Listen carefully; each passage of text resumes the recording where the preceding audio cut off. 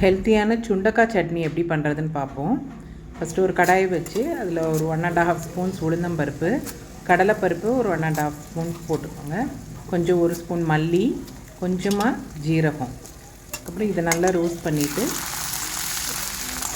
அதுக்கப்புறம் ஒரு காரத்துக்கு ஏற்றபடி வத்தல் 5-6 வத்தல் போட்டுக்கோங்க.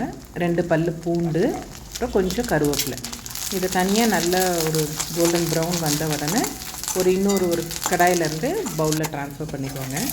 அதுக்கப்புறம் நம்ம கொஞ்சம் திரும்ப ஒரு கடாயில் ஆயில் வச்சுட்டு சுண்டக்காய் கொஞ்சம் நம்ம எல்லாம் எடுத்துகிட்டு ஒரு 1-2 கொஞ்சம் நச்சுட்டு அதை நல்லா வதக்கிக்கோங்க. அதுவும் ஒரு பவுலில் திரும்ப ட்ரான்ஸ்ஃபர் பண்ணிவிட்டு சின்ன வெங்காயனாலும் சரி இல்லை பெல்லாரினாலும் சரி, இன்றைக்கி நான் பெல்லாரி எடுத்திருக்கேன். 2 மீடியம் சைஸ் பெல்லாரி, ஒரு 2 பல் தேங்காய், கொஞ்சம் புளி போட்டு நல்லா கிரைண்ட் பண்ணிட்டிங்கன்னா நல்ல ஹெல்த்தியான சுண்டக்காய் சட்னி ரெடி. ட்ரை பண்ணி பாருங்கள்.